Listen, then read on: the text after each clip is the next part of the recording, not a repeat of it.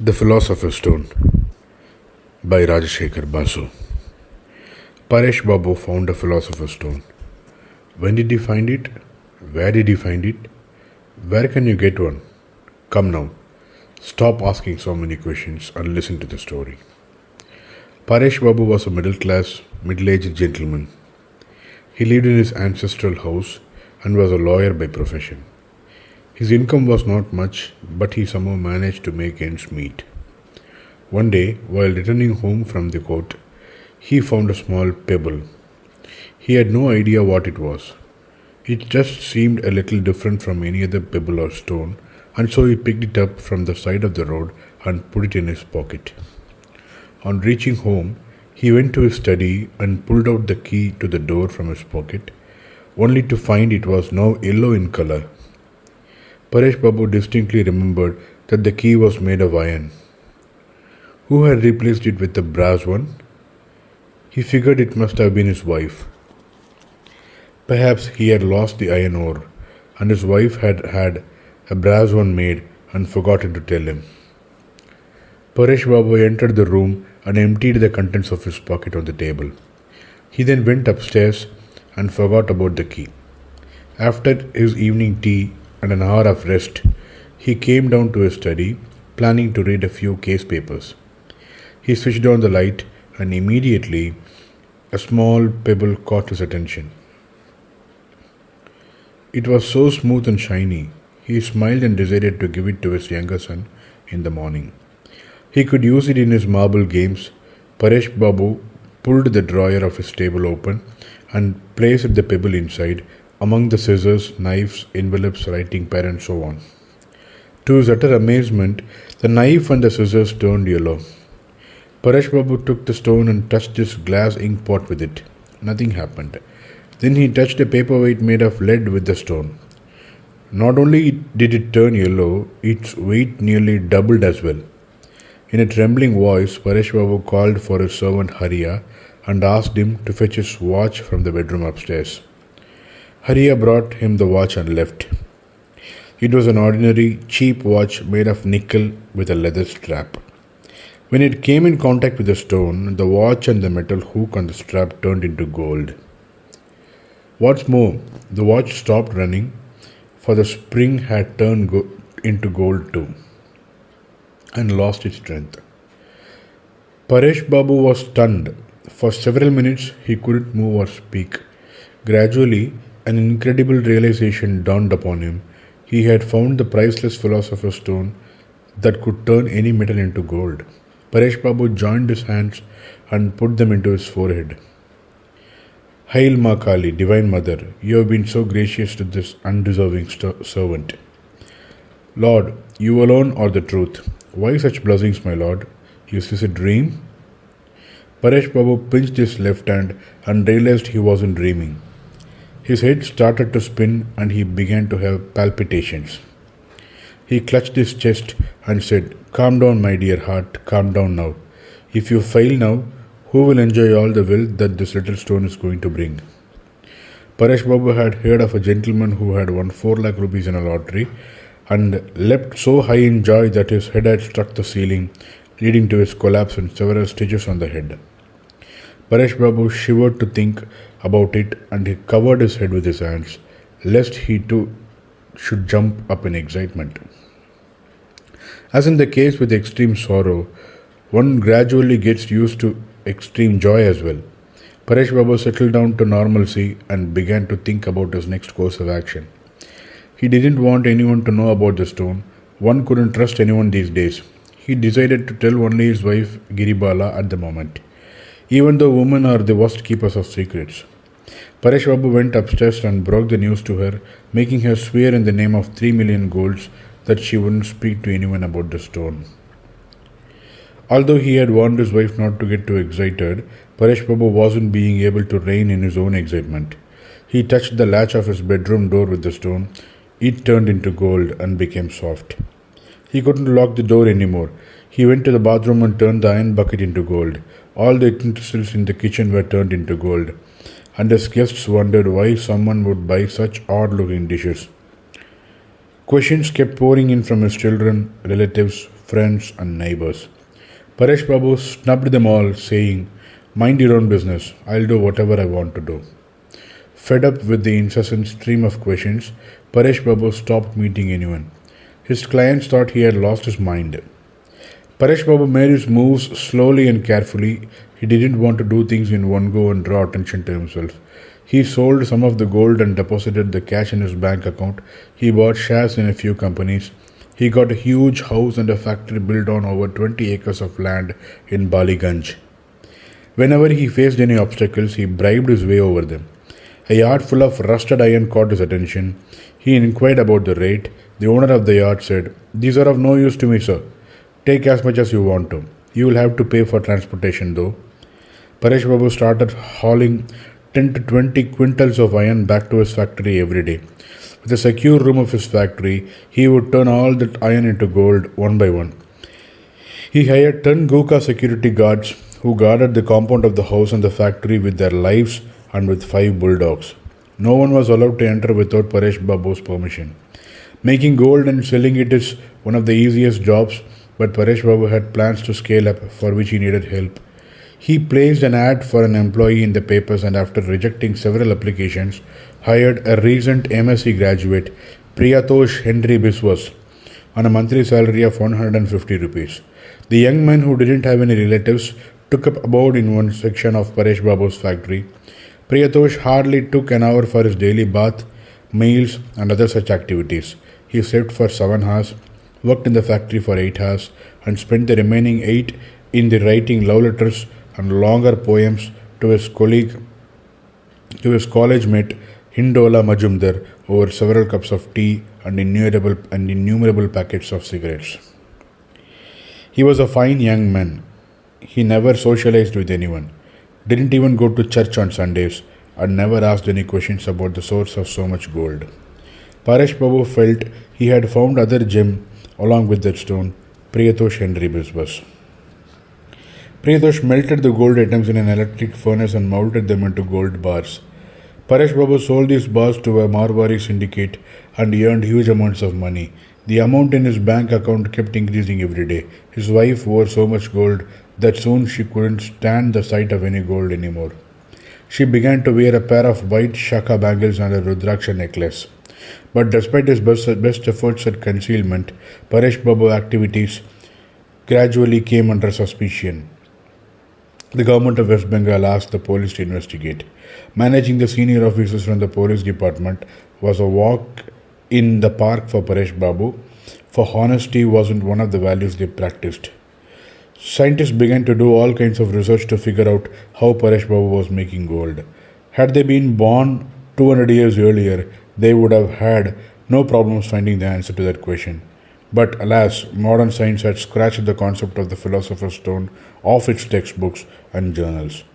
Finally, they reached the conclusion that Paresh Babu had somehow managed to devise a machine that could split atoms, and that he was splitting and joining atoms to create gold, just as one stitches different pieces of cloth to create a quilt. However, this couldn't be confirmed because Paresh Babu didn't respond to letters and his secretary Priyatosh refused to comment. Scientists from abroad had waved off Paresh Babu's gold as a rumor, but gradually the news began to excite them too.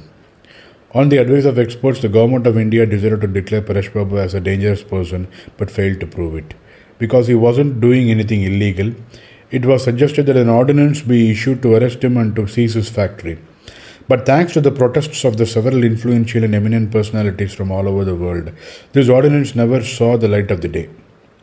The ambassadors of countries like Britain, France, America, Russia, and so on seemed to have a very good rapport with Paresh Babu. He was invited to their dinners every now and then. Paresh Babu would simply eat his meal silently at these parties with occasional and brief yes and no responses. Even a glass full of champagne couldn't make him disclose his secret. The Congress party leaders of Bengal advised him to think about the development of the nation and divulge his secret formula to them. The Communist Party leaders warned him of his proposal and said that he could continue to do what he was doing for the greater good of the masses. There was an ever-increasing number of friends, relatives and sycophants, and Paresh Babu tried his best to tip them off from time to time. But no one seemed to be satisfied. His enemies were dumbfounded and didn't find what to do. Despite all his wealth, Paresh Babu wasn't spending lavishly. His wife too was a traditional woman. She didn't know how to splurge. But still, Paresh Babu was now a world-renowned figure, a celebrity. Apparently, the wealth of as many as four Nizams couldn't match up to his. Leading international dailies printed front-page stories about what he said, what he ate, and what he wore. Of late, he started receiving love letters from all over the world with beautiful women describing in detail why they were the best match for a man like him. Dearest sir, your wife can stay with you. I wouldn't mind her at all. You are a Hindu with a big heart. Please purify me and give me a place in your harem.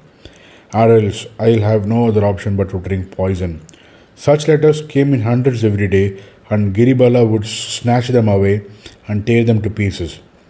When the letters further increased in numbers, she appointed a British secretary whose only job was to translate and read out the letters to her and to respond to these letters with the choicest of Giribala's abuses. Since the secretary was conversant with Bengali abuses, she should write the same standard response to everyone. Damn! The top 10 scientists of Europe had gathered together and after long discussions written a collective letter to Paresh Babu stating that if he agreed to share a secret formula with them, they would see to it that he was awarded the Nobel Prizes for chemistry, physics and peace all together. Giribala mistook this for one of the love letters addressed to her husband, and after a few days, the scientist received a response that said, "Damn." Paresh Babu was single-handedly responsible for lowering the price of gold. The market rate went down from 10 rupees per gram to 70 paise per gram. The British government brought gold at cheap rates and paid off all the dollars America had lent them. The American government was extremely upset at this, but didn't know how to protest. Britain wanted to pay off India's sterling balance too. But the Indian Prime Minister said, "We did not lend you gold, nor did we lend you dollars. We had provided you supplies during the war, and you have to pay us back in supplies." Economists and statesmen were completely baffled. Had this happened during mythological times, they would have performed rituals and ceremonies and summoned the gods to defeat Paresh Babu. But that was not the way in today's age. A few pundits suggested an alternative to gold standards by announcing platinum or silver as the principal precious metal. But a few other pundits feared that these metals would also be created in mass and devalued by Paresh Babu. They suggested a more complex element, perhaps radium or uranium, or better still, the barter system, just like ancient times. Churchill lost his temper and said, "We will not allow harm to befall the Commonwealth, nor will we waste time in complaining to the United Nations. I suggest we invade India and impose British rule once again. Our forces will go and capture that Paresh fellow, and we'll keep him in a maximum security prison in the Isle of Wight. There, he will have the freedom to create as much as gold he can for the British Empire. We will see to it that the gold is fairly distributed worldwide." When Bernard Shaw was asked to comment, he said, "Gold is a useless metal. Can you make spades and sickles and engines out of gold? I'm happy that Mr. Paresh has understood the true value of gold and had done significant work towards breaking the myth around the metal. I would now request him to try and see if he can make gold as hard as iron, because I badly need a shave." A spokesperson for Russia wrote to Paresh Babu, "Sir, you are cordially invited to come and stay in the great motherland of Russia. It's a wonderful place. We don't discriminate between black and white, and we don't know how to treat a genius like you. It may be true that by some miracle you have learned how to create gold, but please accept our apologies when we say that you hardly know how to make the best use of gold. We humbly suggest that we will reach you, we will teach you. If you have political ambitions, we will be happy to offer you the position of chairman of the Soviet states. We will give you a palatial mansion over 100 acres of land in Moscow, and if you prefer peace and quiet, we have a lovely town right outside Siberia developed just for you." After a few days, the Russian spokesman received a reply, and he opened the envelope excitedly to find the response, "Damn." Thanks to Paresh Babu, gold was now selling at 3 rupees per 100 grams on all-time low. An annual production of gold from mines all over the world was less than 100 tons. Paresh Babu was producing more than 4,000 tons a year, all by himself. The gold standard was a forgotten entity. All nations of the world were affected by high inflation. Currencies were flying around like torn pieces of paper. Salaries and wages had been increased hundredfold, but still people reeled under poverty. Food and other items had become prohibitively expensive. Several people from various groups of society lay in front of Paresh Babu's house, fasting unto death as a mark of protest. He began to receive threatening letters. You are the enemy of humankind. We will kill you soon. Paresh Babu had had enough of wealth. He didn't want any more. Giribala would often weep, saying, What's the use of living like this, in constant fear? Get rid of that wretched stone and throw all the gold in the river. We will go on a pilgrimage and live in peace. Paresh Babu made up his mind. One morning he told Priyatosh about the stone. Priyatosh didn't say anything. He simply stood there in silence. Paresh Babu gave him the stone and said, Make sure you destroy this today. Crush it, burn it, do whatever you have to do. Just make sure it's completely destroyed. Priyatosh said, Right, sir. That evening the servant came running to Paresh Babu. Come quickly, sir. Biswas Sahib is acting funny. He is asking for you. Paresh Babu ran to the factory and found Priyatosh lying in his bed, weeping inconsolably. Paresh Babu exclaimed, What's the matter, Priyatosh? Sorrowfully, Priyatosh said, Read this letter, sir. Paresh Babu took the letter and read it. Dear Priya, farewell. My father has agreed. My father hasn't agreed.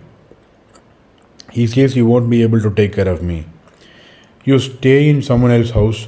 You earn a meager salary of 150 rupees. You are Christian by religion. And what's more, you are younger to me by a whole year. There is no question of marriage. Here's another piece of news for you. You must have heard of Gunjan Ghosh. He's a fantastic singer. He's very handsome and has curly hair. He works with the civil supply and earns 600 rupees a month. He is the only son of his father who has earned crores in government contracts. I have decided to marry Gunjan. Please don't get upset, honey. I am sure you will know Bakul Malik. She is 3 years junior to me. We were in school together. She is no match to me, but still she is one in thousands. Try to get hitched with her because I really want you to be happy. Priya darling, this is my final love letter. Tomorrow onwards, you are my brother. I'll forever be your loving sister, Hindola. Paresh Babu said, What an idiot you are. You have gotten rid of Hindola. This is excellent news. Why are you so upset about? Go to the temple and, light a few candles in church. Now come on, get up and get a hold on yourself, my young man. Did you get rid of the stone? Priyatosh said, I swallowed it, sir. I don't want to live anymore. I'll personally carry your stone to the grave. I don't believe this. Gunjan Ghosh. Paresh Babu was surprised. You swallowed it? But why? Isn't it poisonous? Priyatosh said, I'm not aware of the composition, sir, but I think it's poisonous. And even if it isn't, and if I don't die tonight, I am going to swallow 10 grams of potassium cyanide tomorrow morning. I have measured it and kept it aside. Don't worry, sir, your stone will be safe with me in my grave till the day of judgment. Paresh Babu said, Come on now. Listen, you don't have to do anything. I'll try and see that you and Hindola got married. Her father, Jagai Majumdar, is a childhood friend of mine, an extremely cunning fellow. I'll give you a handsome dowry. Perhaps then he may agree to give you his daughter. But you are a Christian. I'll convert to Hinduism, sir. Good. Now, this is what I'll call love. Now, come on, get up. We need to go see Dr. Chatterjee. We need to get that stone out of your stomach. Paresh Babu told the doctor that his secretary had accidentally swallowed a small pebble. The doctor advised him to get an X-ray done. Looking at the X-ray photos, the doctor said, Such cases are quite rare. Right from the ascending colon of this young man, there is a small extension, a semicolon. This stone is stuck in the semicolon. We'll let it be for a moment. It will not harm him. If we feel it's necessary, we'll have to surgically remove it. On receiving Paresh Babu's letter, Jagai Majumdar came running to see him. The two of them had a long chat. Jagai Majumdar went home and told his daughter, Dola dear, Priyatosh has agreed to convert. You should marry him. In fact, I think his conversion can happen today itself, and we'll be done with the wedding tomorrow. Hindola was amazed. What are you saying, Baba? Just the other day, you were saying marry Gunjan Ghosh, and today you are asking me to marry Priyatosh. See this beautiful diamond ring? This is from Gunjan. You have made a promise to him and I have said yes as well. We shouldn't go back on our word, should we? Jagai Babu said, "We absolutely should, and don't argue with me on this. Do you know what's growing in Priyatosh's womb? Womb? Oh no. Oh yes. The pebble that is now inside him will come out one way or the other. And when it comes out, it'll all be yours. Paresh Babu has promised not to take it back. He asked me to consider it as Priyatosh's dowry. Now this is what you're going to do. You're going to return the diamond ring to that Gunjan fellow. Priyatosh will be able to give you 100 such diamond rings. Forget that Gunjan Ghosh and contact a father. Marry Priyatosh." Hindola had tears of joy in her eyes. She said, "Priyatosh has always been love of my life. But he is very foolish." Jagai Babu said, "I know. Why else would he want to marry you?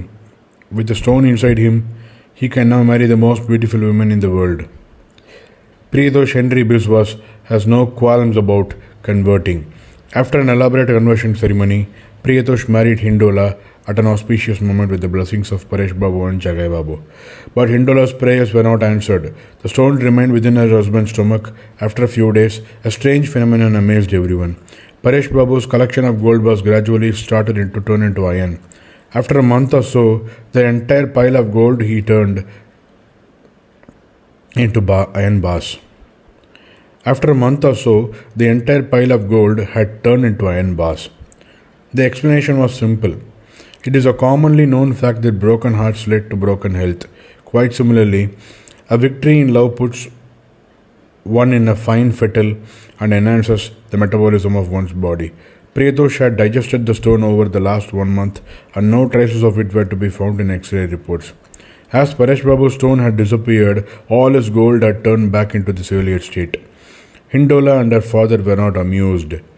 They claimed that Priyatosh was a lying cheat, but perhaps he had digested the miraculous stone. Priyatosh Henry Biswas was now a changed man. In fact, even when Hindola threatened him with divorce, he didn't think of cyanide. He had realized that Saint Francis and Sri Ramakrishna Paramahamsa were right. Gold and lust were both rubbish. There was nothing more precious than good old iron. He now manages Paresh Babu's new iron factory, ensures healthy productivity of 50 tons a day, and lives a happy life.